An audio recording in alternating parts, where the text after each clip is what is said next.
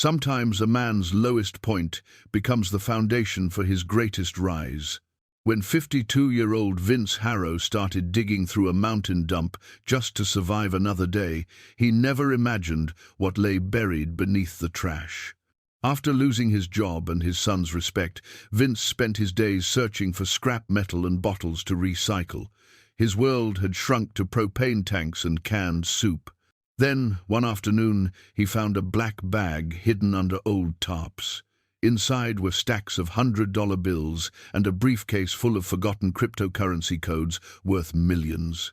But this isn't just a story about finding money. It's about what a broken man chose to do with a second chance. Could the same garbage heap that fed him also rebuild an entire community? Before we jump back in, tell us where you're tuning in from, and if this story touches you, make sure you're subscribed, because tomorrow I've saved something extra special for you. The morning cold bit through Vince Harrow's jacket as he pulled his battered Ford pickup into the gravel lot at the Pinehaven Mountain landfill. 5:30 in the morning, same as always. The sky was still dark, stars fading behind the jagged silhouette of the Rockies. He'd learned to arrive early, before the commercial haulers showed up with their loads, before the good stuff got buried under mountains of actual garbage. He killed the engine and sat for a moment, watching his breath fog in the cab. The heater had stopped working 2 months ago. Fixing it would cost money he didn't have, and besides, he'd gotten used to the cold. You could get used to almost anything if you had to. Vince stepped out into the November air and reached behind the seat for his father's old tool belt. The leather was cracked and stained, the buckle tarnished, but every pouch and loop still held firm. His father had worn this belt for 30 years, doing construction work in Butte, and now here was Vince, using it to sort through trash. He wondered what the old man would think of that. Probably nothing good. Floyd's trailer sat at the entrance gate, windows glowing yellow. The attendant was already awake, coffee in hand, watching the scales. Vince raised a hand as he passed. Floyd nodded back. They'd developed an understanding over the past 8 months. Floyd knew Vince wasn't supposed to be picking through the commercial loads, but he also knew Vince wasn't hurting anyone. The man was just trying to survive. The dump sprawled across 40 acres of mountainside, organized into sections by material type. Vince had his route memorized. He started at the construction debris area, where contractors dumped old sinks, copper piping, anything metal. Then he'd work his way through the household section, looking for aluminum cans, glass bottles, anything the recycling center in Livingston would take. Today's haul started slow. A bag of crushed beer cans, maybe $3 worth, some copper wire stripped from an old water heater, another $5 if he was lucky. By 7 o'clock, as the sun finally crested the peaks and spilled weak light across the valley, he'd collected maybe $12 worth of material. Not enough. Never enough. Vince straightened his back and looked out across the dump, across the valley below, where Pinehaven spread along the river like a collection of toy buildings. Population 3,200, most of them struggling just like him. The lumber mill had closed 4 years ago. The tourist season kept some businesses alive in summer, but come winter, the town held its breath and hoped to make it to spring. He'd ended up here by accident, or maybe by inevitability. After the furniture factory in Kalispell shut down, he'd burned through his savings in 6 months looking for work, sent out 200 applications, got 3 interviews, no offers. His ex-wife hadn't been sympathetic. "Figure it out, Vince," she'd said over the phone, her voice tight with barely controlled anger. "Aaron needs his child. Support. I need the mortgage payment. I don't care how you do it." But there was no figuring it out. Not at 52. Not with a high school education and a resume full of dead-end factory jobs. Not when younger men with the same skills were willing to work for less. The divorce papers had come 3 months later. His ex-wife, took Aaron and moved to Seattle, where her sister lived, where there were jobs, where there was a future. Aaron had been 12 then. Now he was 22, and Vince hadn't seen him in 7 years, hadn't heard his voice in 3. The last conversation had been brutal. Aaron, 19 and angry, calling from college the college Vince couldn't help pay for. "You know what, Dad? Just stop. Stop calling. Stop texting. Stop pretending you're going to get it together. You're not. You're never going to be the father I needed." Vince had tried to explain, tried to tell him about the job market, the economy, the 1,000 small disasters that added up to complete failure. But Aaron hadn't wanted explanations. He'd wanted a father who showed up, who kept promises, who didn't disappear into a bottle of cheap whiskey every night. The kid had been right. Vince shook off the memory and returned to work. The morning warmed slightly as the sun climbed higher. He filled 2 large contractor bags with sorted materials, loaded them into the truck bed, and moved to a fresh section of the landfill. This was where the residential loads came in, the stuff regular people threw away. Sometimes you found surprising things here. Last month, someone had thrown out a perfectly good set of socket wrenches. Vince had kept those. Before that, a box of paperback books, only slightly water damaged. He donated those to the library, which seemed to amuse the librarian. "Finding treasure in the trash, Vince?" she'd asked, not unkindly. "Something like that," he'd replied. He lived in a single wide trailer at the Pine View Mobile Home Park, which had a view of exactly 1 pine tree and a gravel parking lot. Irene Kowalski ran the place, a widow in her 70s who'd inherited the property from her husband. She charged Vince $400 a month, which was cheap even by Pinehaven standards, and she never hassled him when he was late. Last month, he'd been 12 days behind. She'd just nodded when he finally paid and said, "Things are tight all over, honey, don't worry about it." That kindness had nearly broken him. He wasn't used to kindness anymore. His daily economics were simple and brutal. On a good day, he could collect $20 worth of recyclables. On a bad day, 12. The recycling center in Livingston was a 40-minute drive, gas money that ate into his profits. He went twice a week, turning his collected materials into enough cash to keep the propane tank filled and buy groceries. Groceries meant canned soup, day-old bread from Pauline's diner, and whatever vegetables were marked down at the food mart. He'd learned to make a pound of ground beef last 5 days. He'd learned to eat oatmeal for 2 meals if it meant having protein for the 3rd. He'd learned that pride was something you couldn't afford on $15 a day. Pauline Chen, no, not Chen. Vince reminded himself, Pauline Duchamp ran the Route 89 diner on Main Street. She'd figured out his situation within a week of him starting at the dump, started setting aside bread and pastries that hadn't sold, telling him they'd just go to waste otherwise. Sometimes there'd be a container of soup or half a meatloaf wrapped up and waiting. He'd tried to refuse at first, but she'd been insistent. "Vince, honey, I'm going to throw this in the dumpster if you don't take it. You'd be doing me a favor." He knew it was a lie, a kind lie, but his stomach had overruled his pride. The truth was, Pinehaven had been gentler with him than he deserved. Floyd looked the other way. Pauline fed him. Irene gave him grace on the rent. Even Dwight Kerner, who he'd worked with at the furniture factory, didn't avoid him when they crossed paths in town. Dwight was doing odd jobs now, painting houses when he could get the work, struggling just as hard. "This economy's killing us all, brother," Dwight had said last week outside the hardware store. "But we keep getting up, right? That's what we do." Vince had nodded, though some mornings he wasn't sure why he bothered getting up at all. By noon, he'd collected enough for another $17, bringing his daily total to $29. Not bad. He loaded the last bag into the truck and wiped his hands on his jeans. The physical work felt good, honest, even if the circumstances weren't. His body was still strong despite everything. His hands were calloused and scarred, but they worked. His back ached by evening, but it held up. He still had skills too, skills that went unused. He could frame a house, run electrical, do finish carpentry that looked like art. He could fix engines, weld, steel, read blueprints. But none of that mattered without someone willing to hire him, and nobody was hiring 52-year-old has-beens with gaps in their work history. So he sorted trash and tried not to think about what might have been. As he prepared to head toward the residential section for one final sweep, something caught his eye. A pile of debris that hadn't been there yesterday, partially covered with a blue tarp, weighted down by cinder blocks. The way it sat didn't look right.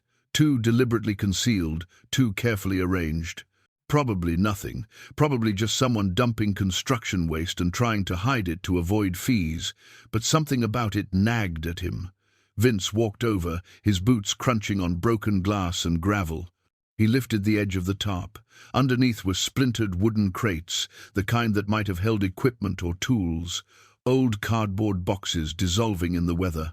A jumble of 2x4s and plywood scraps, and beneath all that, partially visible, the corner of something black and weatherproof. He hesitated. He was already trespassing in a sense, already bending the rules by being here. Floyd's understanding only went so far, but curiosity overrode caution. Vince pulled away the crates and boxes, clearing the debris. There, wedged between a broken pallet and a pile of rotting canvas, was a black, military-style duffel bag. Heavy-duty material, sealed tight with a water-resistant zipper, the kind of bag designed to protect its contents from anything. His heart rate picked up. This wasn't garbage. This was something hidden. Vince looked around. Floyd's trailer was out of sight from here, blocked by a mountain of bagged trash. No trucks were coming up the access road. He was alone. He reached down and grabbed the bag's handle. Heavy. Very heavy. The weight of something that would change everything. Vince's hands trembled as he gripped the duffel bag's handle. The weight was wrong for clothing or tools. This was dense, compact weight, the kind that made your gut tighten with possibility and dread in equal measure. He glanced toward Floyd's trailer again. Still no movement. The morning haulers wouldn't arrive for another hour. He had time, but not much. Vince dragged the bag from beneath the debris and set it on a relatively clear patch of ground. The zipper was stiff but functional. He crouched beside it, his knees protesting, and worked the zipper slowly around the bag's perimeter. The sound seemed impossibly loud in the morning quiet. The bag opened. Vince stared. Stacks of bills, banded, organized, pristine. $100 bills arranged in neat bundles, each wrapped with paper bands that read $10,000. He stopped breathing, his vision tunneled. This wasn't real, couldn't be real, but his hands confirmed what his eyes saw. He reached in, touched the top bundle. The paper was crisp, smooth, unmistakable. Real currency. He pulled out one stack, then another, setting them on the ground beside him. His count was automatic, mechanical, his mind trying to process what his body already understood. 20 bundles in the top layer, another 20 beneath that, more below, $200,000 per layer, multiple layers. His heart hammered against his ribs. Sweat broke out across his forehead despite the November cold. He forced himself to keep counting, to understand the magnitude of what he'd found. When he reached the bottom of the bag, his count stood at $2,300,000. More money than he'd earned in his entire life, more money than he'd ever imagined touching. Beneath the final layer of cash, his fingers encountered something else. Hard edges, metal corners. He pulled out a brushed aluminum briefcase, locked with a combination mechanism. It was lighter than the money, but felt somehow more significant, more dangerous. Vince sat back on his heels, staring at the fortune spread before him. His mind raced through possibilities. Drug money, ransom, payment, bank robbery proceeds.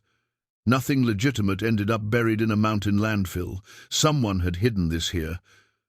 Someone who either couldn't retrieve it or didn't want to risk trying. The smart thing would be to call the sheriff, report the find, let the authorities handle it, walk away clean. But Vince didn't move. His trailer rent was 12 days overdue. Again, he had $43 in his checking account. His propane tank would be empty in a week. He'd eaten oatmeal for dinner last night because it was all he had left.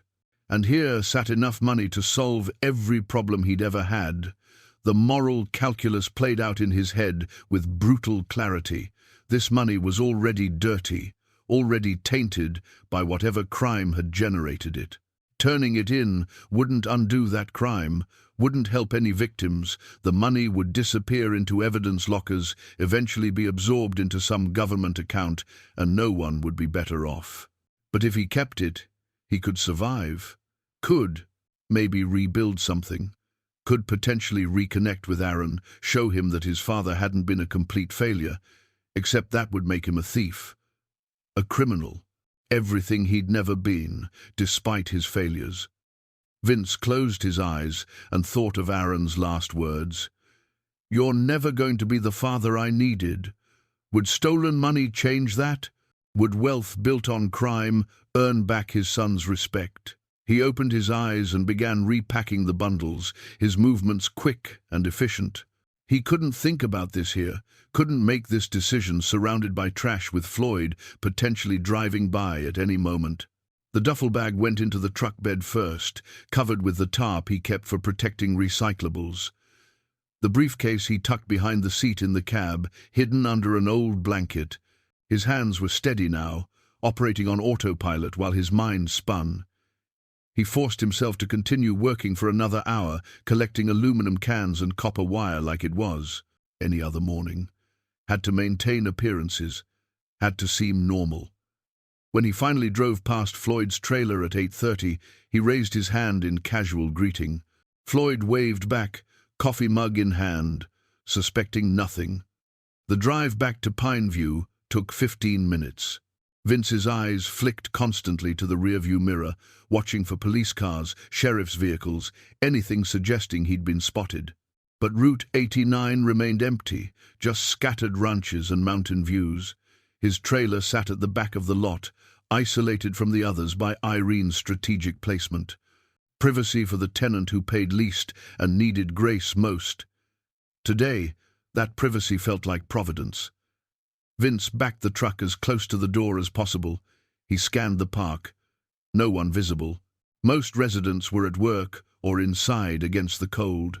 He moved quickly, hauling the duffel bag into the trailer in one continuous motion, then retrieved the briefcase. Inside, he locked the door and drew the curtains.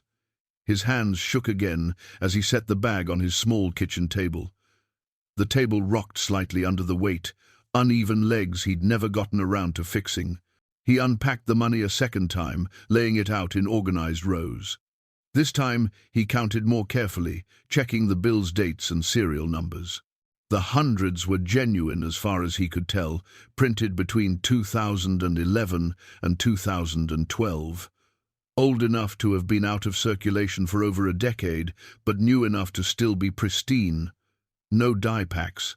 No marked bills that he could identify. Nothing obviously traceable. The briefcase took longer to examine. The combination lock was sophisticated, beyond his ability to crack, but taped to the bottom was a small envelope, water-stained but still sealed. Inside he found a handwritten note on lined paper. Access codes BTC wallets. Original purchase 2011 to 2012. Cold storage, USB drive contains backup keys.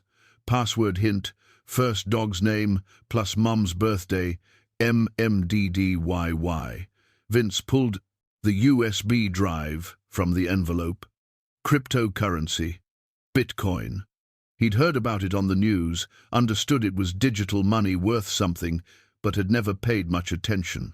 Rich people's gambling, he'd thought.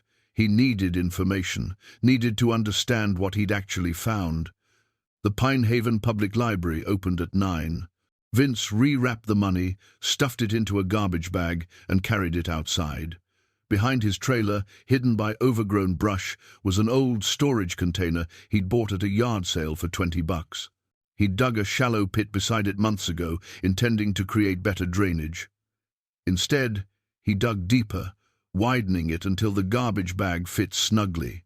He covered it with dirt, then dragged the storage container over the spot. $2.3 million buried behind a rusted storage shed next to a dilapidated trailer. The absurdity, almost made him laugh. He drove to the library, the briefcase hidden in his jacket. The librarian, a woman named Constance Pruitt, greeted him with her usual warmth. "Morning, Vince. More donations today?" "Not today. Just need to use the computer." She pointed him toward the public terminals. "Take your time." He spent 3 hours researching cryptocurrency, Bitcoin, blockchain technology. The more he read, the more his hands sweated. Bitcoin purchased in 2011 would have cost maybe $1 per coin, maybe less. If someone had bought even 1,000 coins back then and forgotten about them, they'd now be worth millions. He checked current Bitcoin prices. $58,000 per coin. His mouth went dry. If the briefcase contained access to even a modest wallet from that era, he wasn't looking at $2 million. He was looking at potentially much, much more. Vince closed the browser and sat back, staring at nothing. The library hummed quietly around him. Children laughed in the picture book section. An elderly man read the newspaper. Normal life, continuing normally, while Vince's entire existence had just been upended. He should turn it in, should call the authorities right now. But he didn't reach for his phone. Instead, he thought about Aaron, about Irene's kindness, about Pauline's charity, about Dwight struggling with odd jobs, about this entire town barely hanging on. What if he could help, not just himself, but all of them? The rationalization felt thin even as he constructed it, but it was enough to keep him from making the call. Vince stood, nodded to Constance, and walked out into the cold Montana afternoon. He had a decision to make, and he suspected he'd already made it. The question now was what came next. 3 days passed before Vince could bring himself to dig up the money again. 3 days of going through the motions at the dump, collecting his $15 or $20 in recyclables, nodding at Floyd, accepting day-old bread from Pauline. 3 days of the duffel bag and briefcase haunting every thought. On the 4th morning, he called in sick to nobody in particular and stayed at the trailer. His hands were steadier now, his mind clearer. He'd made his decision during those sleepless nights. Right or wrong, he was keeping it. But keeping it meant understanding it, and understanding it meant accessing those cryptocurrency wallets. Vince retrieved the briefcase and studied the combination lock. 5 digits. He tried the obvious combinations, first his birthday, Aaron's birthday, sequential numbers. Nothing worked. Then he remembered the note's hint about someone's mother's birthday. This wasn't his briefcase. It belonged to whoever had hidden the money. He set the briefcase aside. Breaking it open risked damaging whatever was inside. Better to focus on what he could control, the cash itself. $2.3 million represented both opportunity and danger. Walking into a bank with that much cash would trigger immediate suspicion. Depositing it slowly over time might work, but seemed risky. He needed a legitimate reason to suddenly have money. Needed a story that would hold up under scrutiny. The library became his second home. Vince spent hours researching business formation, small business loans, waste management operations. He learned about LLCs, business licenses, environmental regulations. The knowledge accumulation felt good, purposeful. He was building something, even if the foundation was questionable. On day 7, he bought a cheap smartphone with cash at the Walmart in Livingston. Paid for 3 months of service up front. Used it exclusively for research, never calling anyone, keeping it separate from his regular flip phone. The cryptocurrency research proved more challenging. The terminology was dense, the technology complex. But gradually, pieces fell into place. Cold storage meant the Bitcoin wasn't on an exchange, it was secured offline, accessible only with the right keys. The USB drive likely contained those keys. Without the briefcase password, though, the drive remained useless. Vince tried every password combination he could imagine. Dog names, common birthday formats, variations on the hint. After 50 attempts, he set it aside. The cryptocurrency would have to wait. But the cash couldn't wait forever. He made his first small move on day 12, drove to Irene's office, a converted trailer at the park entrance, and knocked on her door. She answered in a flowered housecoat, reading glasses perched on her nose. "Vince, come in, honey. Coffee?" "No, thank you, ma'am. I wanted to pay my rent. Plus 3 months forward." Irene's eyebrows rose. 3 months?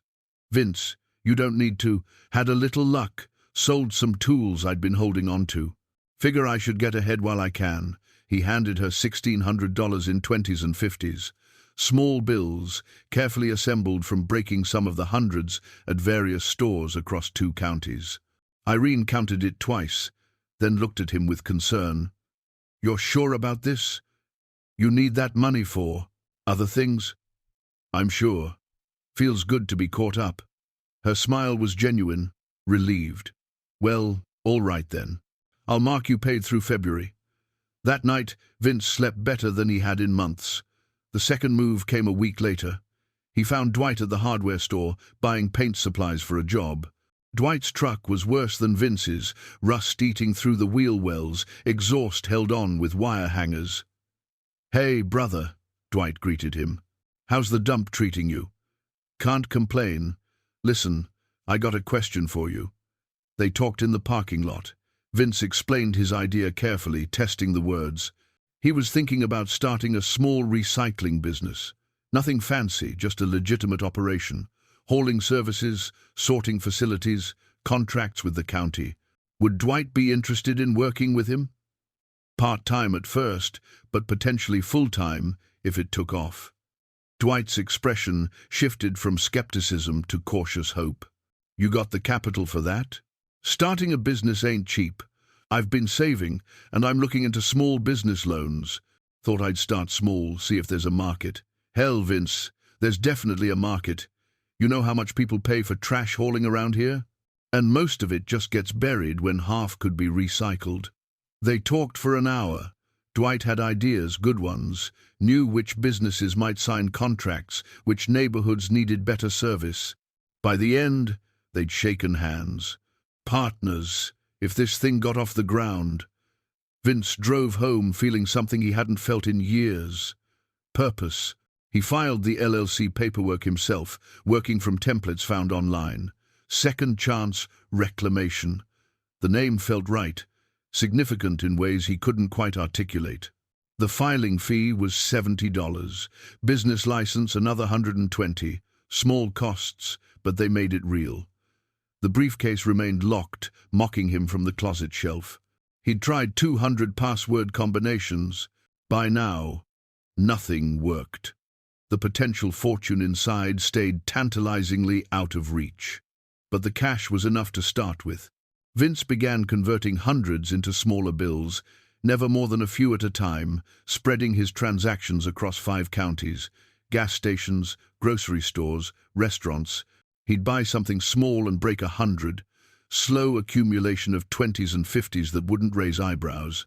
He opened a business checking account with $3,000, explaining to the bank officer that he'd saved from previous work and liquidated some possessions.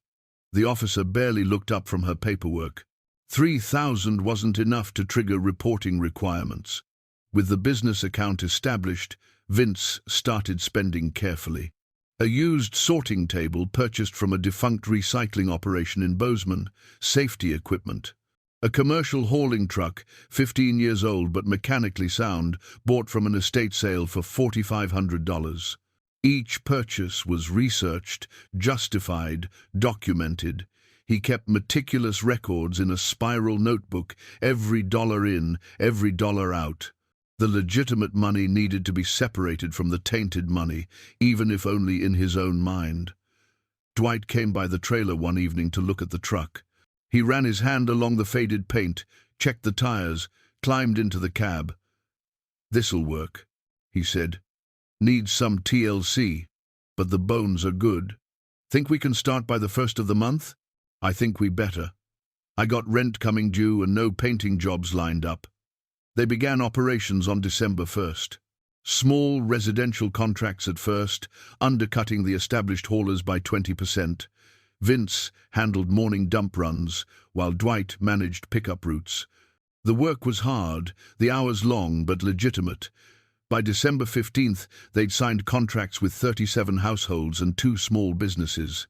Revenue didn't cover expenses yet, but the trajectory was right. Vince continued living in the trailer, continued shopping at the discount grocery, continued accepting Pauline's day-old bread. The money hidden behind his trailer remained largely untouched except for careful business investments. He wouldn't let himself become careless. But late at night, he'd take out the faded photograph he kept in his wallet. Vince and Aaron at Hebgen Lake. Aaron, maybe 4 years old, both of them smiling in the summer sunshine. That picture was taken before everything fell apart, before the factory closure and the divorce and the years of accumulating failure. Could money bridge that gap? Could a successful business earn back what he'd lost? Vince didn't know, but for the first time in a decade, he had the resources to try. He pulled out his old flip phone and opened a new text message. Typed Aaron's number from memory. His thumb hovered over the keys, composing and deleting messages for an hour. Finally, he settled on something simple. Aaron, it's your dad. I know. It's been a long time. I'm getting my life together. Thought you should know. I'm here if you ever want to talk. He stared at the message for 10 minutes before deleting it unsent. Not yet. Not until he had more to show. Not until he'd built something real. The briefcase sat on the shelf, still locked, still holding secrets. But Vince had stopped obsessing over it. He had enough to work with. Enough to build the life he should have built years ago. The rest would come when it came. 6 months transformed everything. Second Chance Reclamation had grown from a 2-man operation with a single truck into a legitimate business employing 12 people. Vince had moved out of the trailer into a modest ranch house on 3 acres outside town, nothing fancy, but his own space with a real furnace and windows that didn't rattle in the wind. The business expansion had been strategic and careful. Vince converted cryptocurrency gradually through Terence Albright, a discreet financial consultant. In Billings, who asked few questions and provided excellent advice. Terence had finally cracked the briefcase. A professional locksmith did it in under 5 minutes, revealing access to Bitcoin wallets containing 470 coins purchased in early 2012 for roughly $800. Total.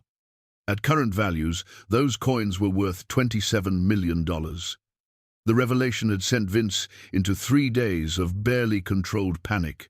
He'd found himself sitting on wealth beyond imagination, wealth that could never be easily explained. Terence had counseled patience and strategy.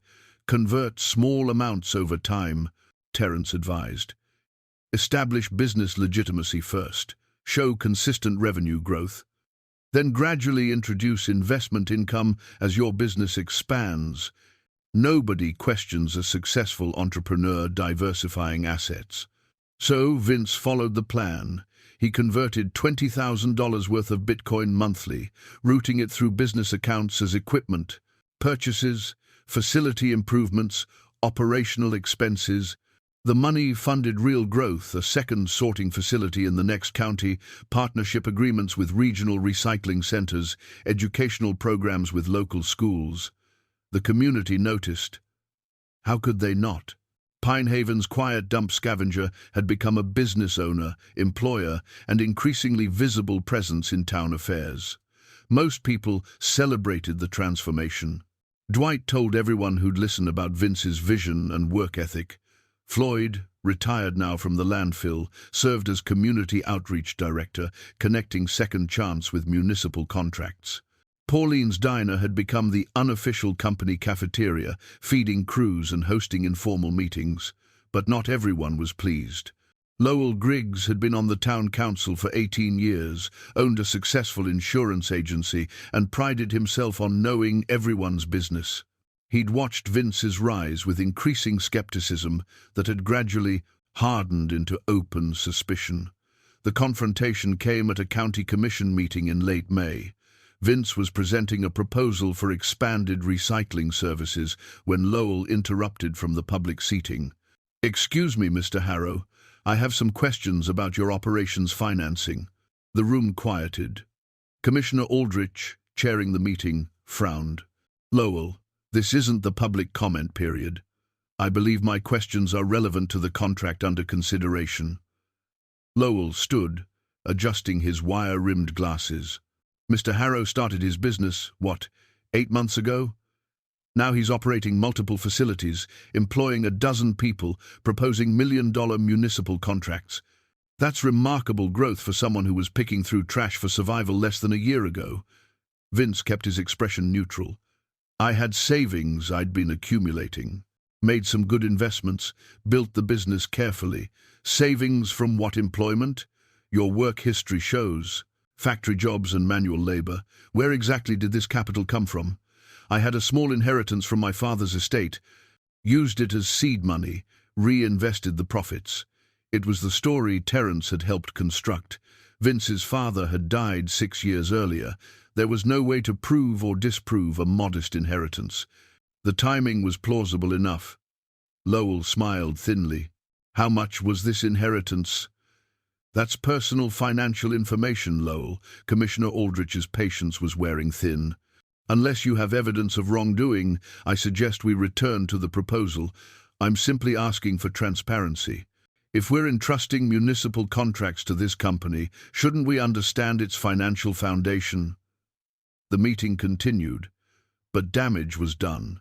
Vince saw the looks, the whispered conversations. Suspicion, once planted, grew easily. After the meeting, Francine Yates approached him in the parking lot. She ran a small law practice in town, handled real estate, closings and contract disputes. They'd worked together on business formation paperwork. Lowell's going to be a problem, she said without preamble. He's already filed FOIA requests for your business records. Vince's stomach dropped. Can he do that? For any public contracts? Yes. Your private business records are protected, but anything related to municipal work is fair game. And if he finds discrepancies, he'll push for a full audit. My records are clean. Are they? Francine studied him. Vince, I've known you 8 months. You went from surviving on $15 a day to running $1 million operation. I'm not judging, but that's a trajectory that invites questions. If there's anything complicated in your background, now's the time to tell me. Vince met her gaze. My father left me some money. I invested wisely. That's the truth.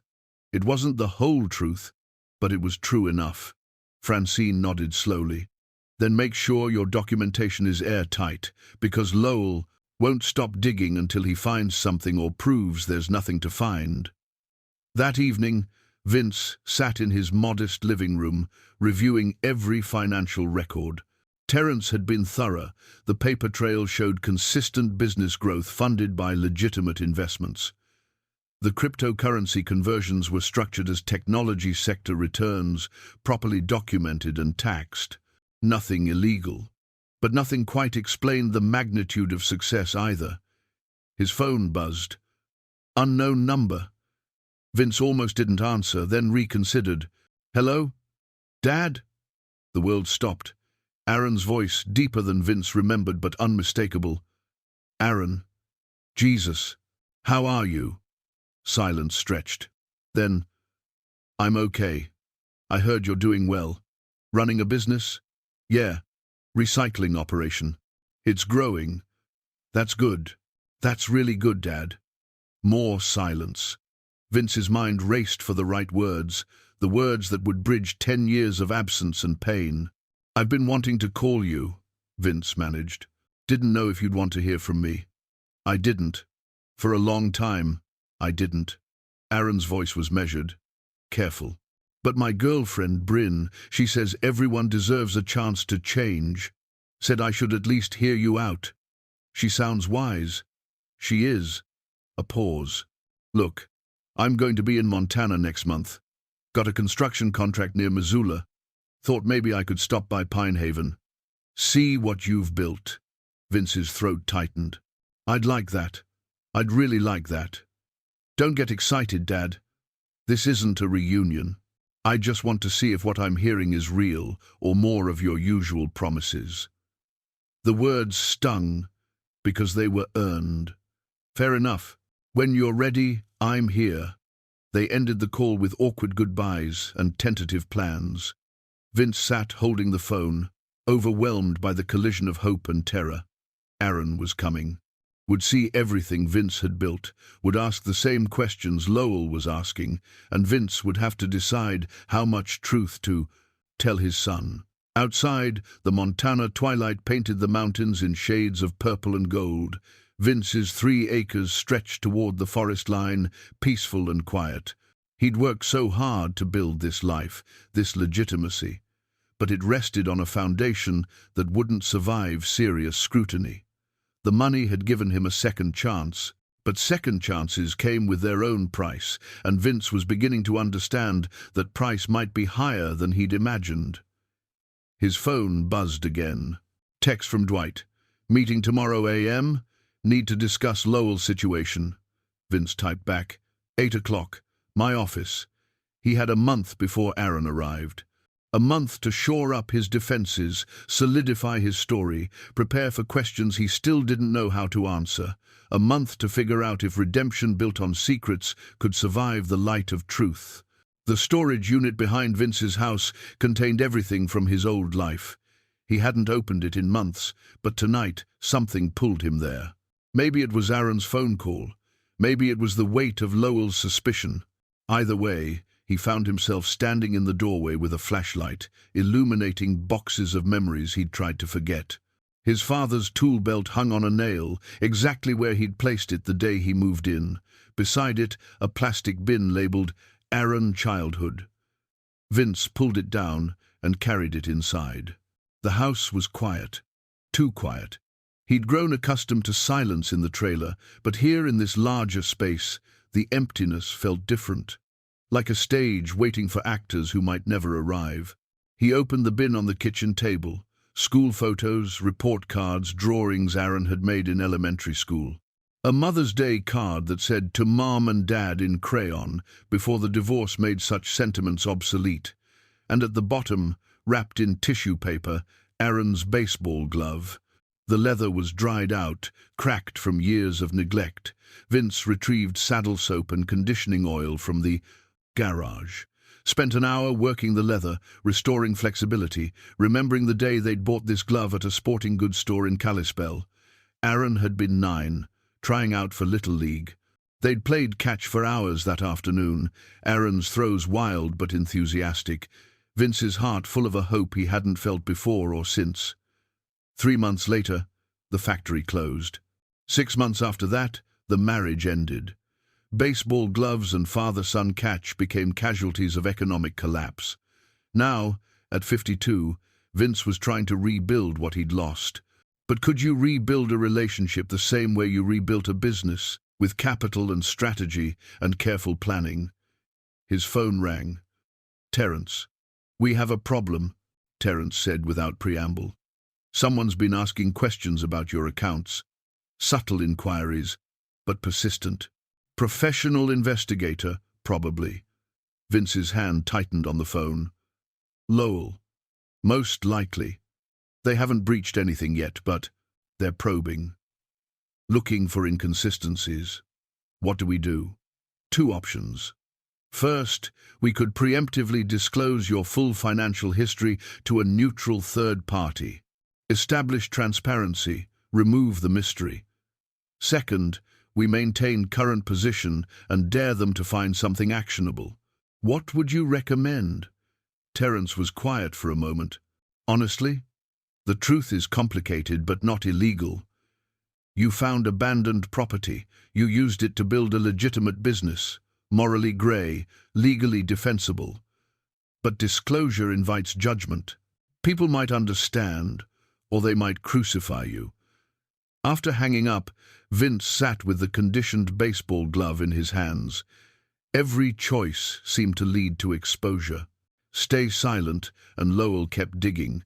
Disclose voluntarily and face community judgment. Either path risked destroying what he'd built. The next morning brought a pleasant surprise.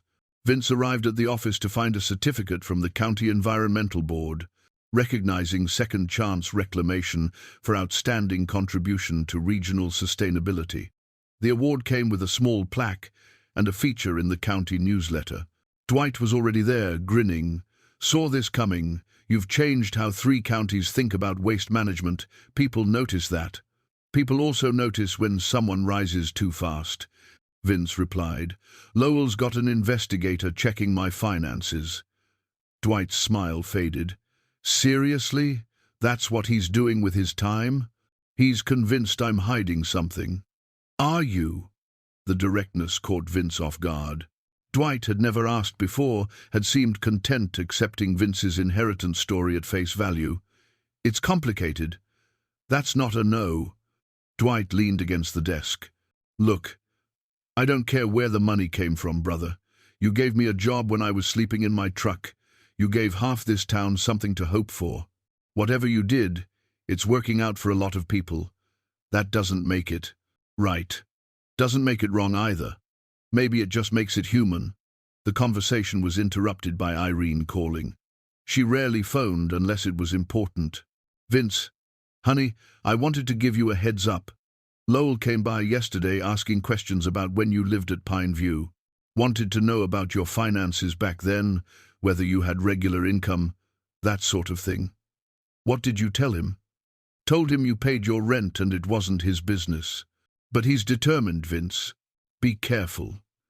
After she hung up, Vince drove to the diner. Pauline was restocking the pie case when he entered. The lunch rush hadn't started yet, leaving the place nearly empty.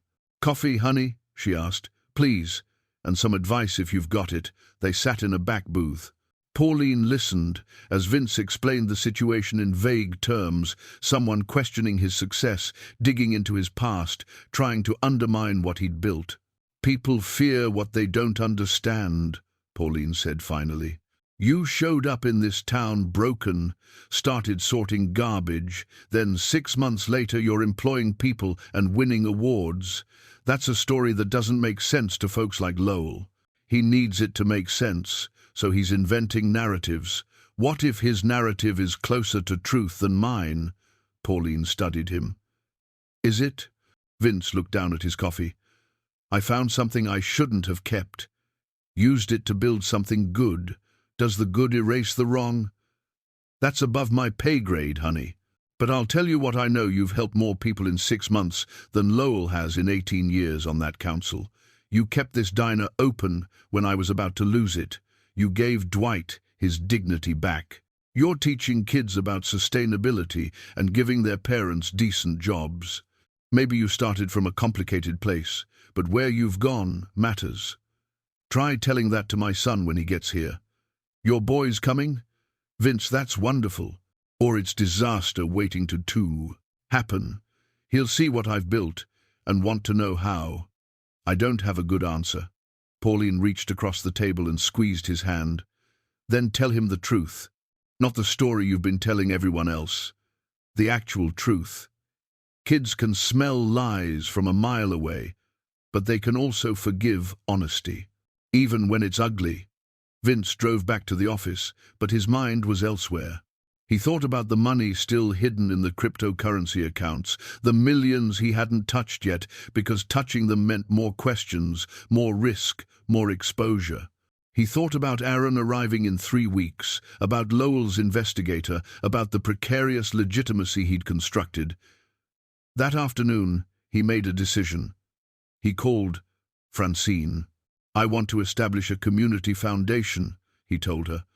Anonymous donor. Funds for job training, education assistance, small business grants.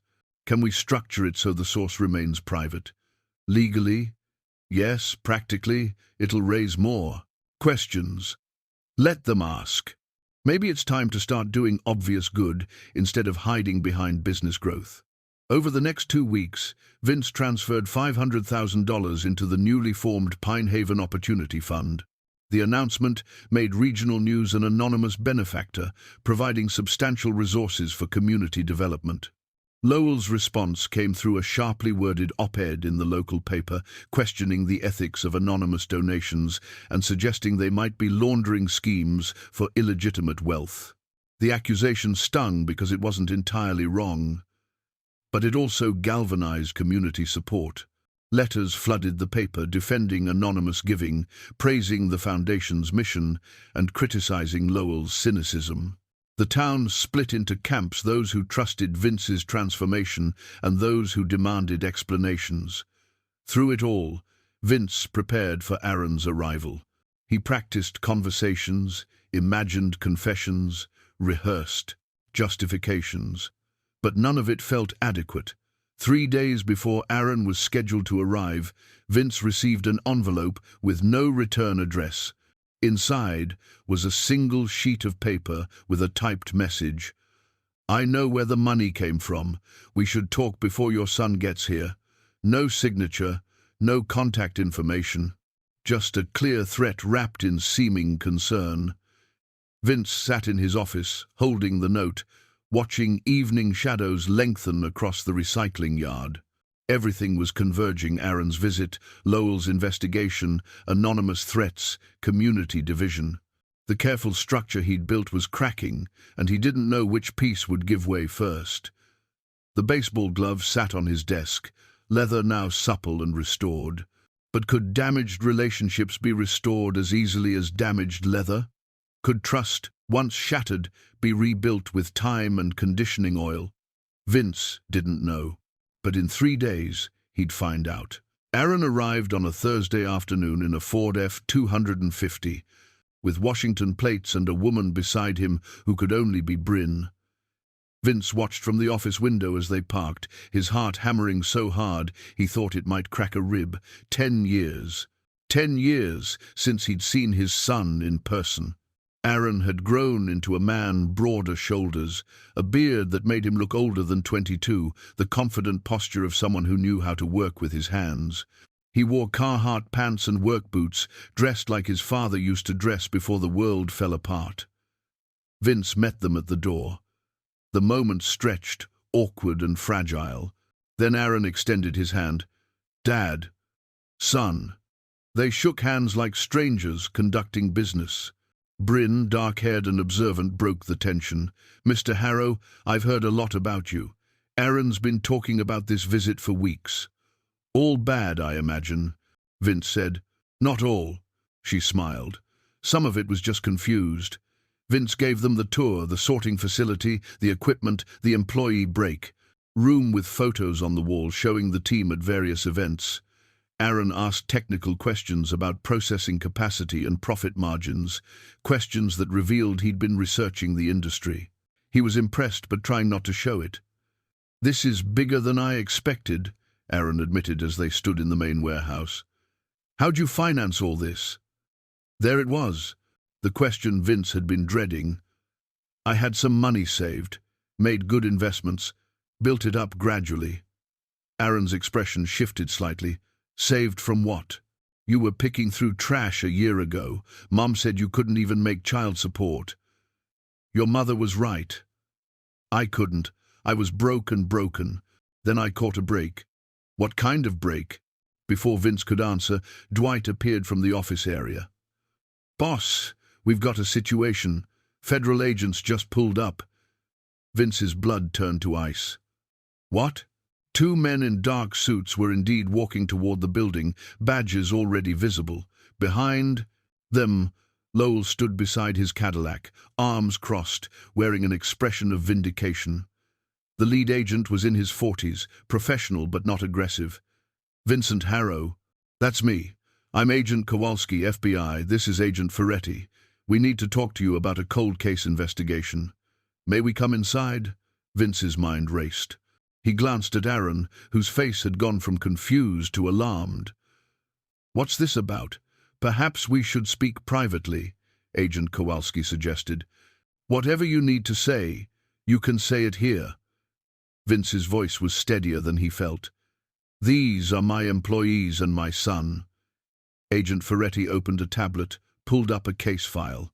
"In July 2012, An armored car was robbed outside Billings. $2.3 million was taken. The suspects, Gregory Paulson and Timothy Marsh, died in a single vehicle accident 2 days later while fleeing police. The money was never recovered. Vince felt the world tilting. I don't understand what this has to do with me. We received an anonymous tip suggesting you might have information about the missing funds. According to the tip, your sudden business success coincides with a timeline consistent with someone having access to that money. Aaron stepped forward. Wait, you're saying my dad stole money from an armored car robbery? We're saying we have questions about the source of his capital. Agent Kowalski's tone remained neutral. Mr. Harrow, can you account for how you financed this operation? This was it. The moment Vince had known would come but hoped never would. He could lie, maintain the inheritance story, force them to prove otherwise. Or he could tell the truth and face whatever consequences came. He chose truth. I found the money at the Pine Haven landfill 14 months ago. It was buried in debris, sealed in a duffel bag. I didn't know where it came from. I kept it and used it to start this business. The silence that followed was absolute. Aaron's face cycled through disbelief, anger, and betrayal in rapid succession. You found stolen money and kept it. Aaron's voice was barely controlled. Everything you've built is from a robbery? I didn't steal it, I found it. That's the same thing. Jesus Christ, Dad, you're a criminal. Agent Ferretti was already making notes. Mr. Harrow, you understand that possession of stolen property is a federal offense? I do now. At the time, I didn't know it was stolen. There was no identifying information with it. I searched news reports, found nothing. I made a choice, probably the wrong choice, to keep it and try to do something good with it. Something good. Aaron's laugh was bitter. You built a lie. You had me thinking you'd finally gotten your act together, that you'd earned something, but it's just more of your garbage. Literally garbage you dug out of a dump. The words hit harder than any federal charge could. Vince saw his son's respect crumbling in real time, saw the hope that had brought Aaron. Here, turning to Ash, Agent Kowalski continued, We'll need to examine your financial records, all accounts, business and personal. We'll also need to secure any remaining funds. The original cash is gone, spent on business expenses over the past year, but there was also cryptocurrency in a briefcase buried with the money. That's still largely intact. How much? Current value, approximately $24 million. Aaron actually staggered backward. Bryn caught his arm. 24 million. You've been sitting on $24 million in stolen money. I converted some to fund the business legitimately. The rest, I haven't touched. Dwight, who'd been silent throughout, spoke up. Boss, is this true? Everything we built is from robbery money? The seed capital was tainted, but the business itself is legitimate. Every employee is paid legally. Every contract is proper. The company generates real profit now. Agent Ferretti wasn't interested in philosophical distinctions. The funds will need to be seized, pending investigation. We'll need to determine what portion of your assets derived from the original stolen property. Lowell finally approached, unable to contain himself. I knew it. I knew something wasn't right. This whole operation is built on crime. Vince turned to him. You called the FBI? You did this? I asked questions. They drew conclusions. Lowell's satisfaction was evident. Justice is being served. The agents spent 2 hours documenting everything. They froze the cryptocurrency accounts, seized business financial records, and informed Vince that criminal charges were possible pending investigation. They were professional but thorough, dismantling his carefully constructed legitimacy with methodical precision. Through it all, Aaron stood apart, arms crossed, occasionally shaking his head. When the agents finally left, he approached Vince. I drove 6 hours to see if you'd really changed. Guess I got my answer. Aaron, Please. No. I'm done. I spent 10 years angry at you for being a failure. Turns out you're worse than a failure. You're a thief who convinced himself he was Robin Hood. I was trying to build something for us, trying to earn my way back to you. By stealing? By lying? Dad, I was actually proud of you when I heard about the business. For the first time in my life, I thought maybe you'd figured it out, but you can't earn respect with stolen money. You can't buy redemption. Aaron walked toward his truck. Bryn touched Vince's shoulder briefly, a gesture of sympathy before following. Vince stood in the parking lot watching them drive away, watching his son disappear again, this time maybe forever. Around him, employees gathered in confused clusters, whispering, wondering about their jobs, their futures, whether the man they'd trusted had betrayed them all. Dwight approached cautiously. Boss, what happens now? I don't know. The business might survive if we can prove it's self-sustaining, or it might all come down. And you? Vince looked at his hands. The same hands that had sorted garbage, that had built a company, that had tried to repair what seemed irreparable. I'll face whatever consequences come. I earned them. That night, alone in his house, Vince received foreclosure notices on the business property. The federal seizure had triggered default clauses in his financing agreements. He had 30 days before everything shut down. He pulled out the baseball glove, the leather still supple from his careful restoration. But you couldn't restore trust as easily as leather. Some things, once broken, stayed broken no matter how much care you applied. The anonymous note from 3 days earlier sat on his desk. Now he understood someone had known all along and waited until Aaron arrived to detonate the truth. Maximum damage at maximum impact. Vince had tried to build redemption on a foundation of secrets.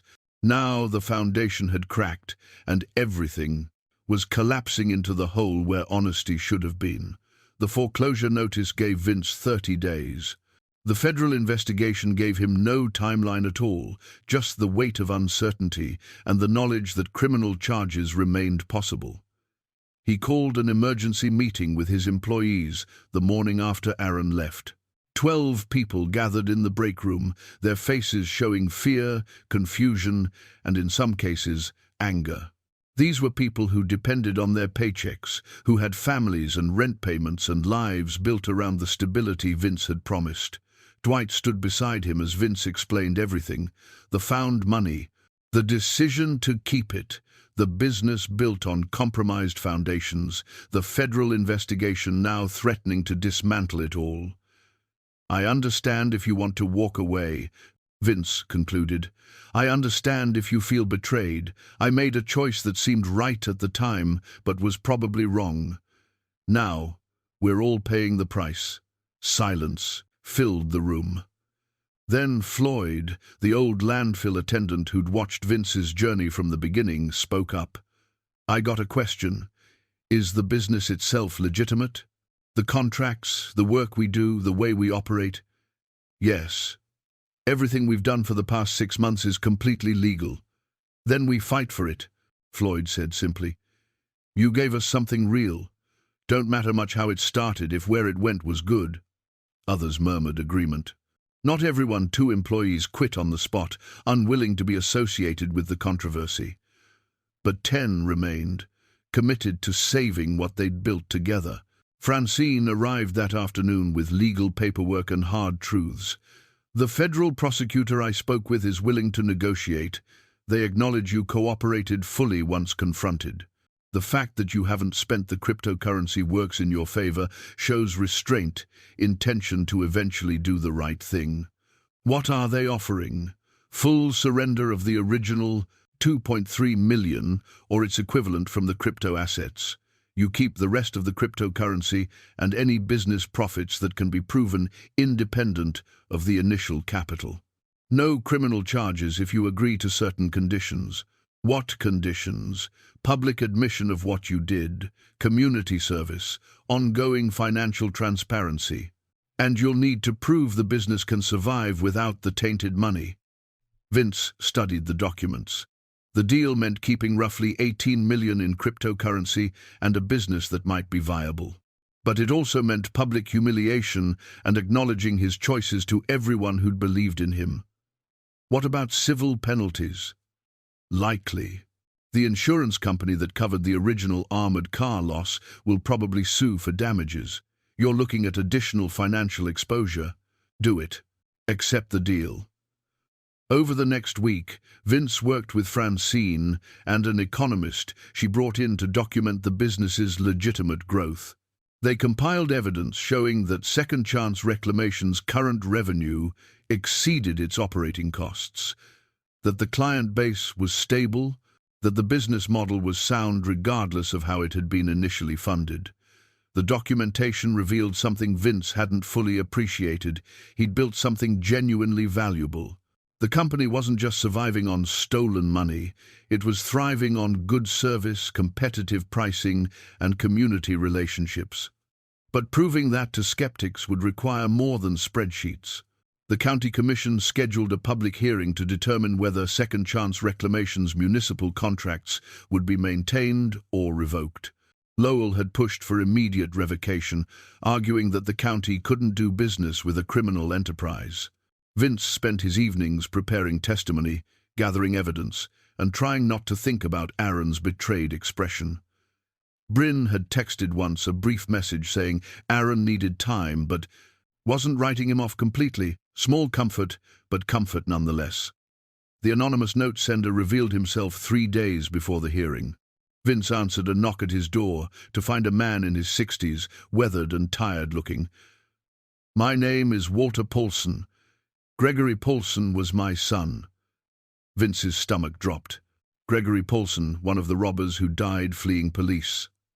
"I sent the note," Walter continued. "I've known about the money for months. Lowell Griggs hired me to investigate you, thinking I was just a private detective. He doesn't know about my connection to the case. Why tell me now? Because I've watched what you did with Gregory's blood money, watched you help people, build something decent. My son threw his life away for that cash, and it killed him. You found it by accident and tried to make something good from it." Walter's eyes were damp. "I could destroy you. Could tell the FBI everything I know, sue you for wrongful death, make your life hell, but I've been thinking about justice and revenge and what actually matters. What do you want from me? I want you to keep helping people. I want Gregory's wasted life to mean something. You can do that. You've already been doing it." He pulled out a folded paper. "This is a statement I've prepared for your hearing. It explains my son's crime, my investigation of you, and my conclusion that you've used tainted money to create genuine good. I'll testify on your behalf if you'll accept it." Vince read the statement, overwhelmed. "Why would you help me?" "Because I'm tired of being angry. Because my son is gone, and nothing brings him back. And because sometimes redemption is messy and complicated and starts from the worst places. That doesn't make it less real." The night before the hearing, Vince finally called Aaron. The phone rang 4 times before his son answered. "I don't want to talk to you." "I know. But I need to say something before tomorrow."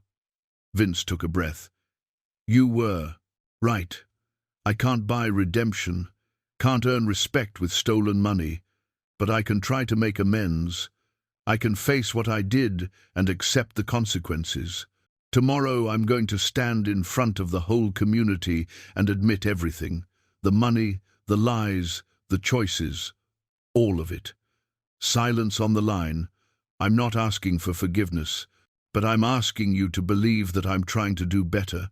Not for me, for everyone I involved in this mess.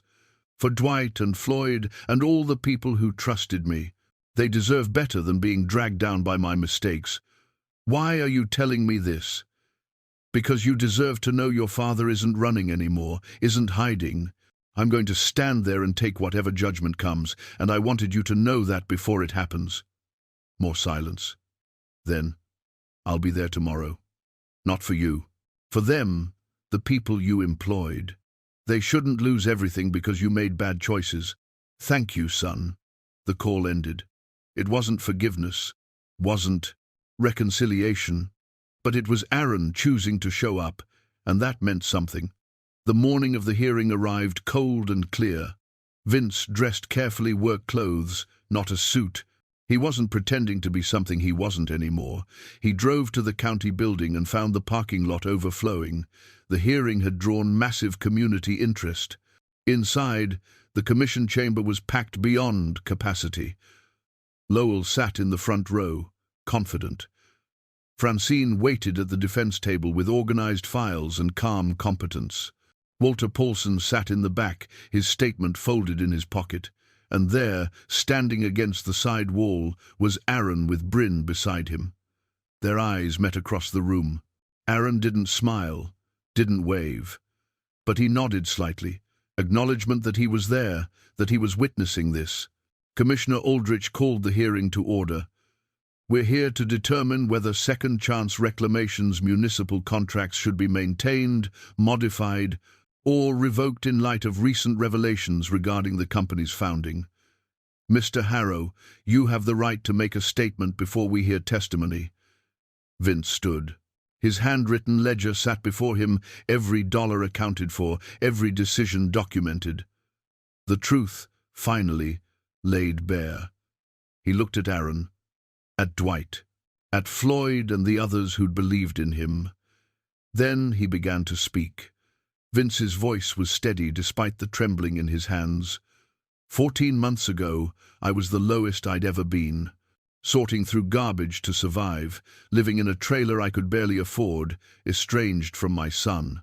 I had nothing left but the hope that maybe tomorrow would be slightly less terrible than today.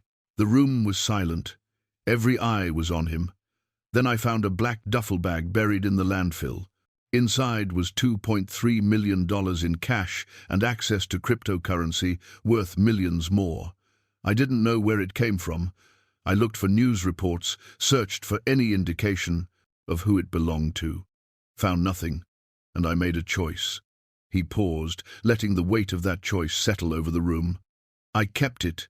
I told myself I'd do good with it, that I'd help people, that finding it was somehow meant to be. But the truth is simpler and uglier. I was desperate, and desperate people make compromised choices.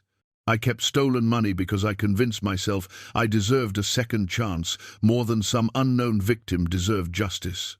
Lowell leaned forward, satisfaction evident on his face. This was the admission he'd been waiting for. I used that money to start Second Chance Reclamation. Every piece of equipment, every facility improvement, every employee hired in the first 6 months funded by crime. I built legitimacy on illegitimate foundations, and when people asked questions, I lied.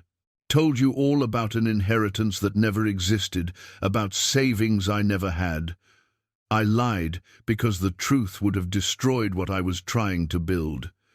Vince looked directly at his employees.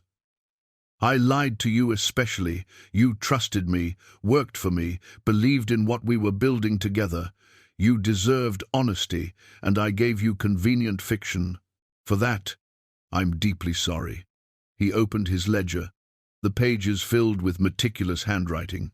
But I want you to understand something. This book contains every dollar I've spent, every decision I've made, for the past 14 months. Yes, it started with stolen money, but look at where that money went. He read from the pages: equipment purchases from local suppliers, wages paid above industry standard, donations to schools, the food bank, community programs, insurance policies that protected employees, safety equipment that exceeded requirements. Not a penny spent on luxury, not a dollar wasted on personal indulgence. I still live simply, still drive the same truck, still shop at the discount grocery. Because this was never about making myself rich. It was about building something that mattered, something that helped people who'd been left behind like I'd been left behind. Commissioner Aldrich spoke up. Mr. Harrow, good intentions don't negate criminal activity. You possessed stolen property. That's a federal offense. I know. I've accepted a plea agreement with federal prosecutors. I'm surrendering the equivalent of the stolen money from my cryptocurrency holdings. I'll pay civil penalties. I'll perform community service. And I'll live with the knowledge that I built something good from something wrong. Lowell stood. Mr. Chairman, this is exactly the kind of rationalization we cannot accept. Mr.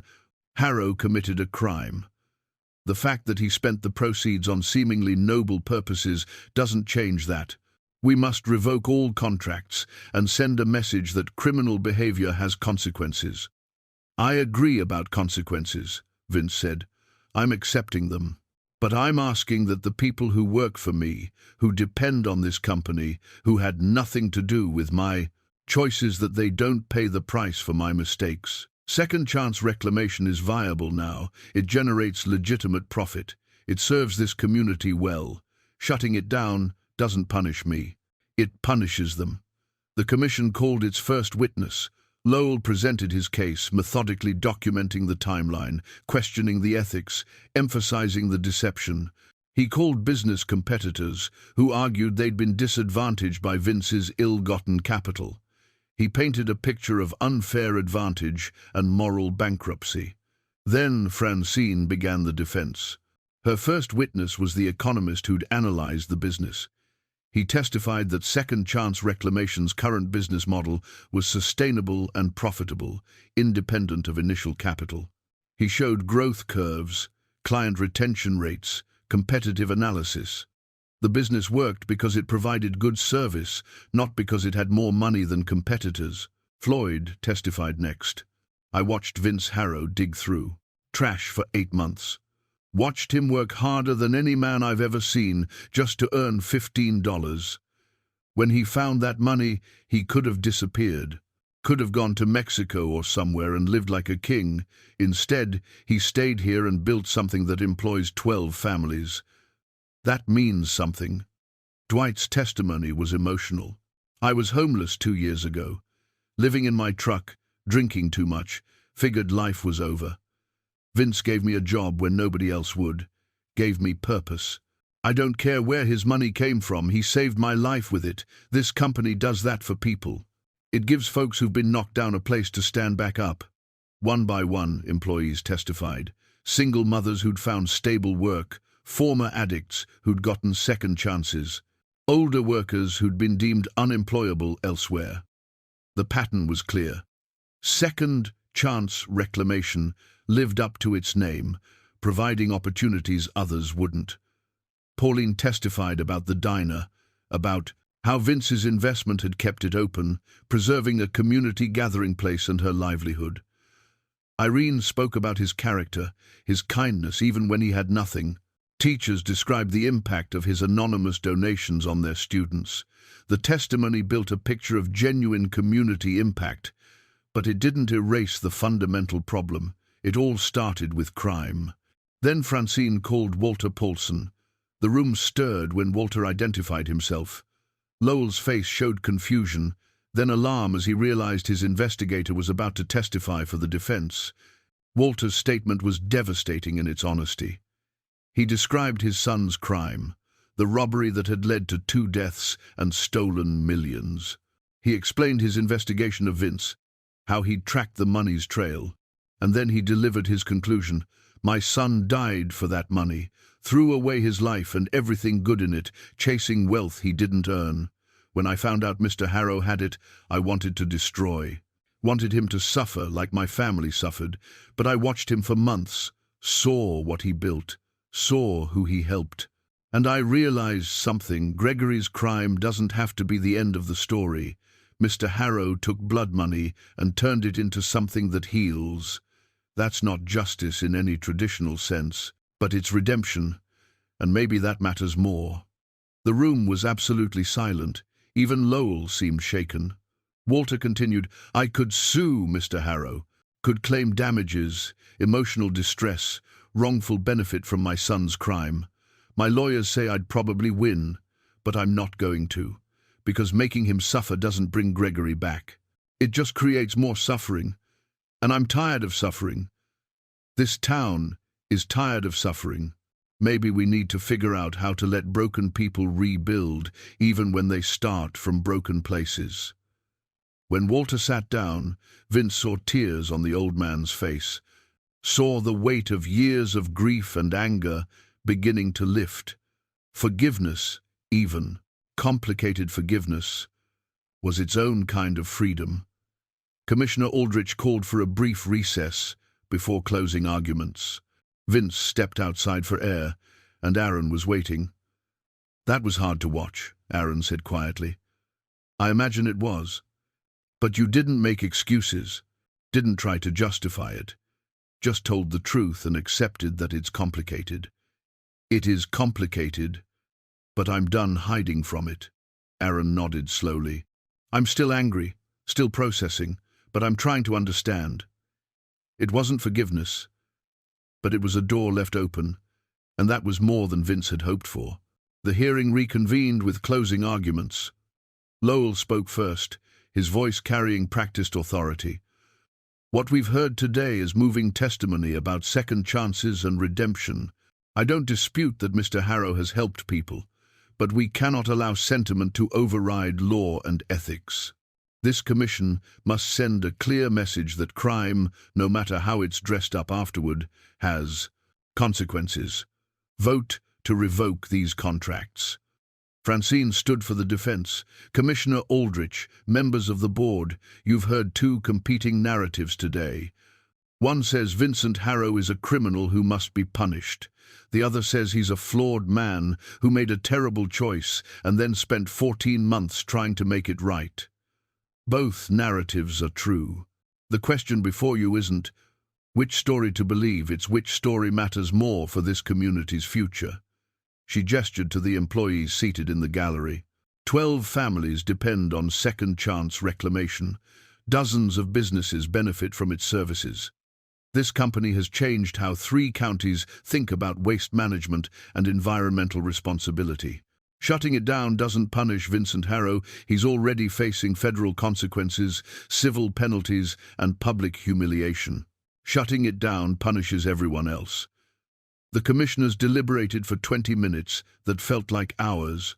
When they returned, Commissioner Aldrich's expression was unreadable. "This has been one of the most difficult decisions this commission has faced. Mr. Harrow, you violated trust, broke laws, and built success on criminal foundations.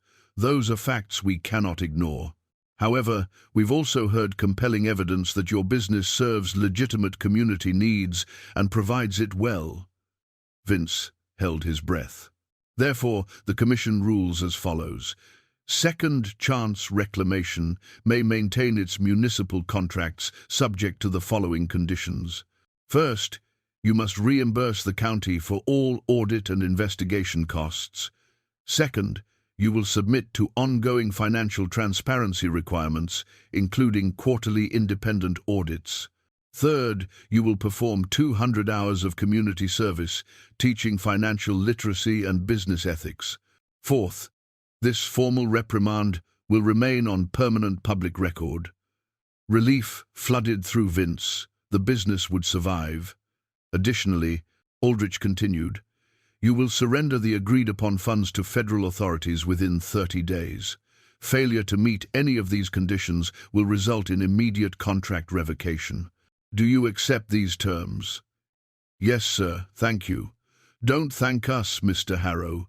Earn this second chance. Prove that Walter Paulson's faith in redemption wasn't misplaced." The gallery erupted in mixed reactions, applause from supporters, angry objections from Lowell's allies. The commission gavelled for order, then adjourned. Outside the chambers, Vince was immediately surrounded. Dwight clapped him on the shoulder. Floyd shook his hand. Employees expressed relief and commitment to rebuilding trust. Media cameras captured everything, transforming his private shame into public record. Through the crowd, Vince saw Aaron standing apart with Bryn. Their eyes met. Aaron didn't approach, but he didn't leave either. Just watched his father navigate the aftermath of confession, perhaps seeing something he hadn't expected: genuine accountability without deflection or excuse. Walter Paulson approached before leaving. "You've got a second chance now. Use it better than my son used his first one." "I will. And Mr. Paulson, thank you. I know what it cost you to testify." "Cost me less than holding on to anger would have." Walter extended his hand. They shook, two men bound together by tragedy and the complicated work of moving beyond it. Later that evening, Aaron knocked on Vince's door. Bryn waited in the truck, giving them privacy. "Can I come in?" Vince stepped aside. Aaron entered the modest house, looking around at the simple furnishings, the sparse decorations. His gaze landed on the baseball glove, sitting on the bookshelf. "Is that mine? From when you were 9. I've been restoring it." Aaron picked it up, tested the leather's suppleness. "I remember this. Remember us playing catch in the backyard. Best afternoons of my life." Aaron set the glove down carefully. "I've been thinking about what Walter Paulson said, about redemption being messy and starting from broken places. I spent 10 years being angry at you for failing. Maybe I didn't understand how hard you were trying not to fail. I did fail, though, failed you in every way that mattered. Yeah, you did. But you're trying to do better now. That hearing, watching you stand there and just take it, not making excuses, that's the first time I've seen you actually face consequences instead of running from them." Vince's throat tightened. "I'm sorry, Aaron. For all of it. The missed payments, the broken promises, the years of disappointing you. I can't undo any of it. But I can try to be someone you're not ashamed of going forward. I'm not ready to forgive everything. That's going to take time. But maybe we could start smaller. Maybe we could just try being in each other's lives again and see what happens." "I'd like that." Aaron pulled out his phone. "Bryn and I are staying in Montana another week. I've got that construction job. Maybe we could have dinner before we head back to Seattle. I'd really like that." After Aaron left, Vince sat alone with the baseball glove in his hands. The leather was supple now, restored to usefulness. But the restoration had taken time, care, and patient work. Maybe relationships worked the same way, not fixed in a single moment, but gradually rehabilitated through consistent effort. His phone buzzed. A text from Francine. "Federal wire transfer confirmed. $2. 3M equivalent transferred from crypto accounts. You're officially in compliance. $24 million reduced to $21.7 million. Still an impossible fortune, but now, legally, The question remained, what would he do with it? The answer came to him sitting there in the quiet house. He would do what he should have done from the beginning. Build slowly, give generously, live modestly, and let his actions speak louder than his accounts. The Pine Haven Opportunity Fund would grow.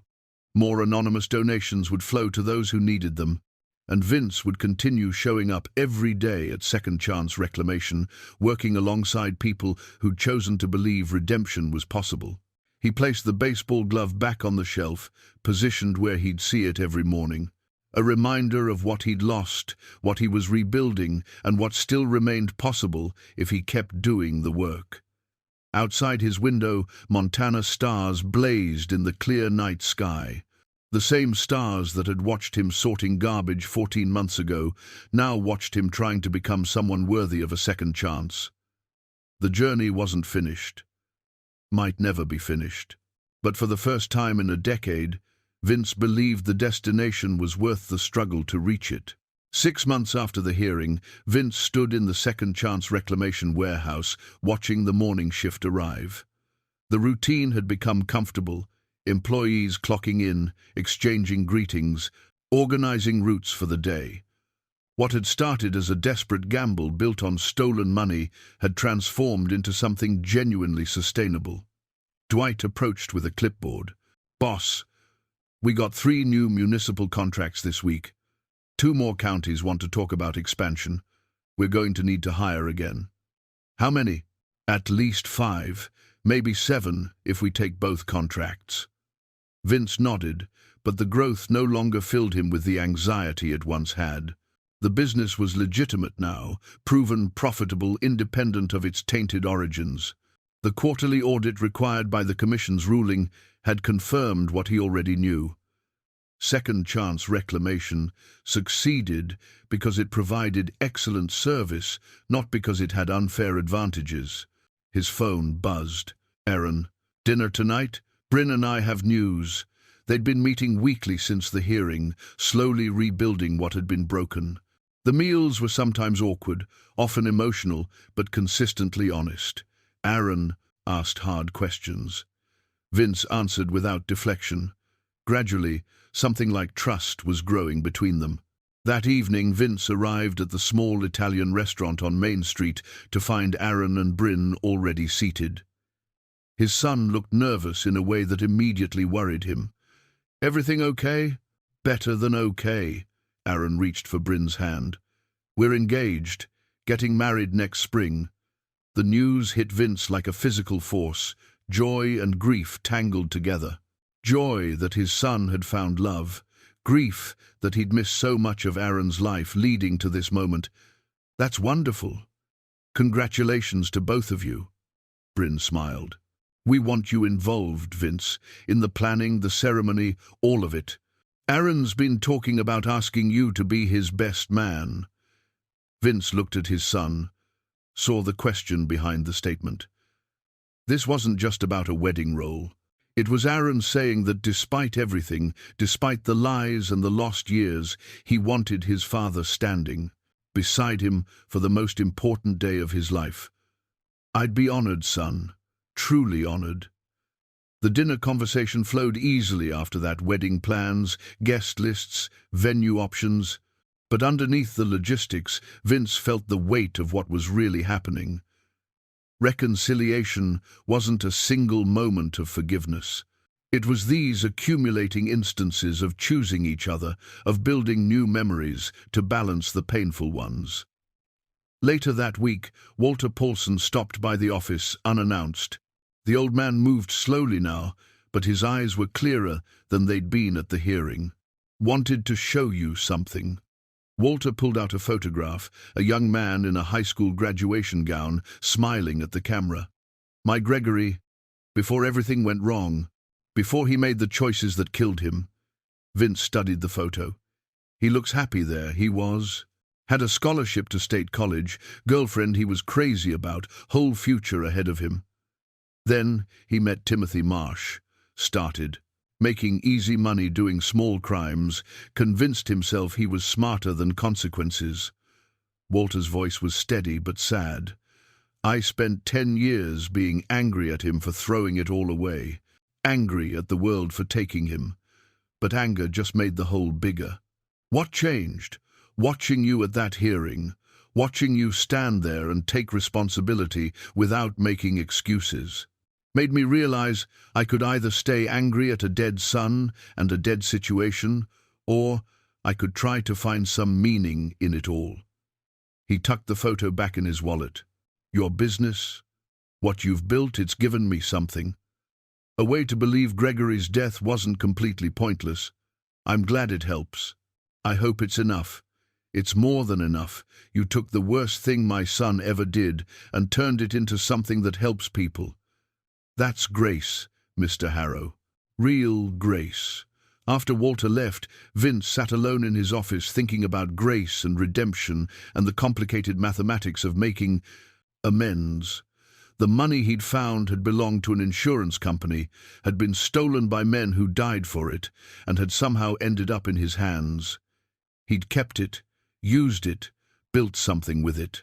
Was that theft or providence, or just the messy reality of how broken people tried to fix broken situations? He still didn't know, probably never would. But he was learning to live in the uncertainty, to accept that some questions didn't have clean answers. That weekend, Aaron came over to help with yard work. They spent the afternoon clearing brush, cutting back overgrown trees, working in the kind of comfortable silence that comes from shared physical labor. When they finished, Aaron pulled 2 beers from the cooler and they sat on the porch, watching the sun set behind the mountains. "I've been thinking about the wedding toast," Aaron said, "about what I want to say about you. You don't have to mention me at all if you don't want to. I want to, but I'm still figuring out how to talk about us, about everything that happened and everything that's happening now." Vince took a long drink, choosing his words carefully. "Tell the truth, whatever that truth is. If you're still angry, say it. If you're confused, say that. Don't pretend things are simpler than they are, just to make me look better." Aaron nodded slowly. "Were you scared? When you found that money? When you decided to keep it, were you scared?" "Terrified. Every single day. Scared of getting caught, scared of what it meant about me, scared that I was making everything worse instead of better. But you did it anyway. I did it anyway. Don't know if that makes me brave or just desperate. Maybe both." They sat in silence for a while, watching the light fade from the sky. Finally, Aaron spoke again. "I spent 10 years thinking of you as this failure who couldn't get his life together. Now I'm watching you run a successful business, help people, actually follow through on commitments. It's weird seeing you as someone competent. Is that good or bad? It's both. I'm proud of what you're building, still angry about the time we lost, still processing the whole stolen money thing. But maybe all of that can be true at the same time. Yeah, maybe it can." As Aaron drove away that evening, Vince remained on the porch, the empty beer bottle in his hand. The conversation had been awkward and honest, and real, exactly what they needed. They were building something between them, a relationship that acknowledged the past without being imprisoned by it. His phone showed a text from Francine. "For your information, insurance company dropped the civil suit. You're clear." The last legal threat had dissolved. After 2 years of uncertainty, investigation, and consequence, Vince was finally free of the formal systems of judgment. What remained was only the personal work of continuing to prove himself worthy of the second chance he'd taken. He walked inside to his modest house, touching the baseball glove still, displayed on the shelf. Tomorrow he'd go to the office, work alongside his employees, continue building something meaningful. Next spring, he'd stand beside his son at a wedding, accepted as family despite everything. The journey from that garbage heap to this moment had been neither clean nor simple, but it had been real, and it had been his. And somehow, impossibly, it had led him home. Spring arrived in Montana with the sudden intensity it always did, snow melting into rushing streams, meadows exploding with wildflowers, the mountains shedding their winter grey for brilliant green. Aaron's wedding day dawned clear and warm, the kind of perfect weather that felt like benediction. Vince stood in the small church dressing room, helping his son with his tie. His hands were steady despite the emotion churning beneath the surface. Aaron, 23 now and looking every bit a man, met his eyes in the mirror. "You nervous?" Vince asked.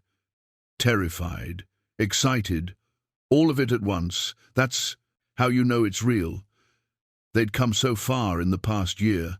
Weekly dinners had become standing traditions. Aaron had moved to Montana permanently, taking the operations manager position at Second Chance Reclamation. Working together daily had forced them to navigate old wounds while building new patterns of trust. It hadn't been easy. There were still moments of tension, conversations that touched painful history, reminders of the decade they'd lost. But they kept showing up for each other, and that consistency had created something solid. The ceremony was small, held in Pinehaven's Lutheran Church with maybe 60 guests. Vince walked Aaron down the aisle, an unconventional choice that Aaron had insisted on. "You're the parent who's here," he'd said simply. "You're the one who showed up." Standing at the altar as best man, Vince watched his son marry Bryn and felt the weight of everything that had led to this moment. The desperation that had driven him to keep stolen money, the fear that had nearly consumed him, the painful exposure at the hearing, the slow, difficult work of rebuilding trust.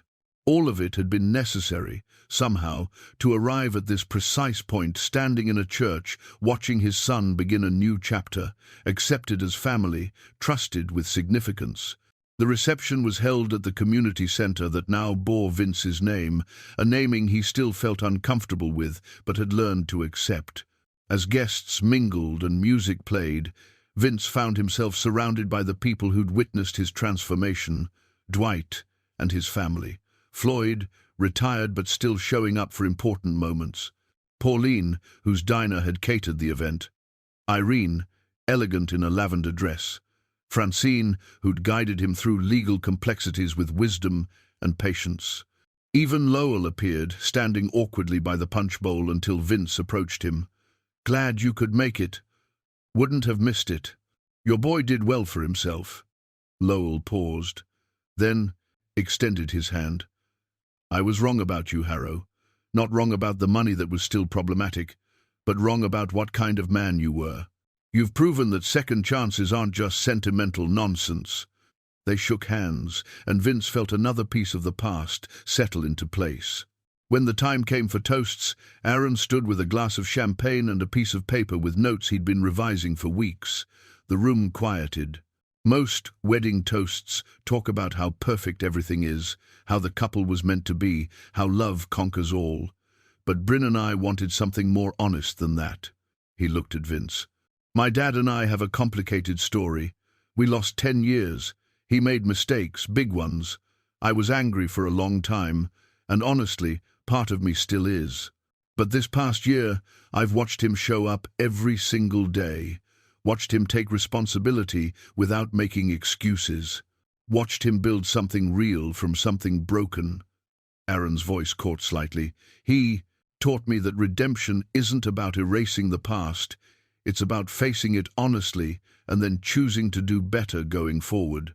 That's what I want for Bryn and me, not perfection, but the courage to face hard things together and keep choosing each other anyway. Dad, thank you for showing me what that looks like. Thank you for not giving up on us." The room erupted in applause. Vince wiped his eyes, not bothering to hide the tears.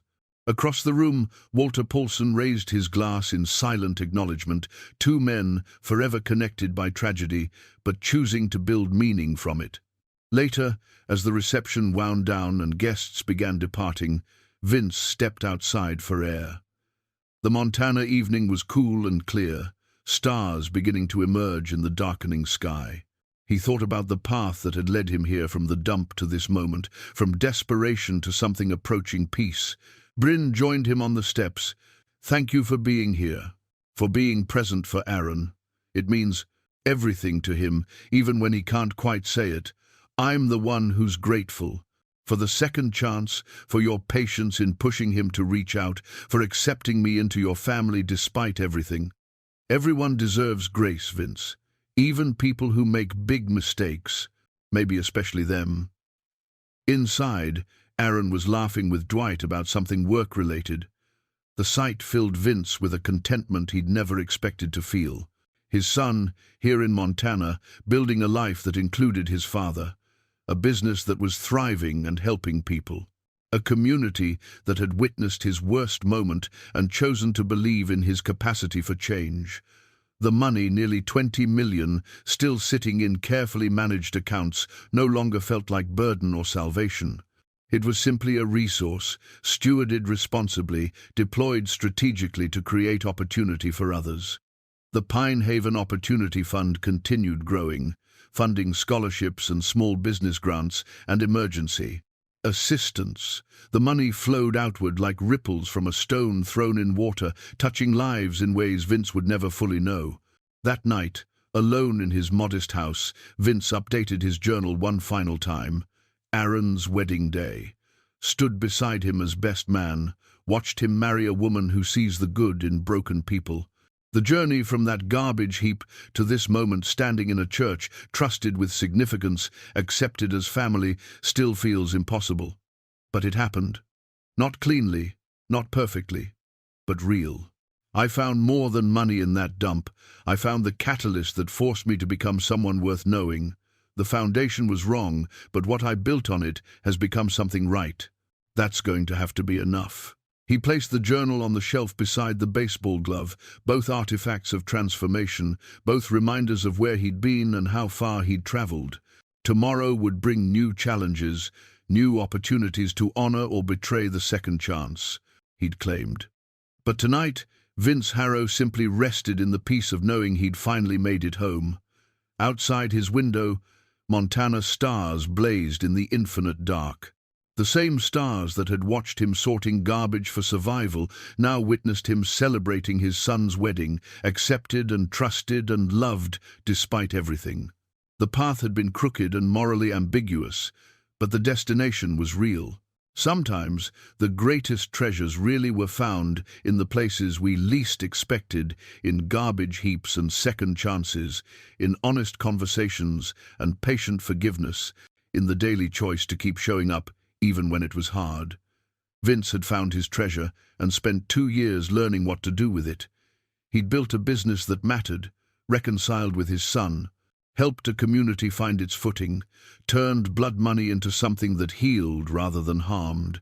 It wasn't redemption in any pure sense, the origins were too tainted for that, but it was transformation, and, in the end, maybe that was more important.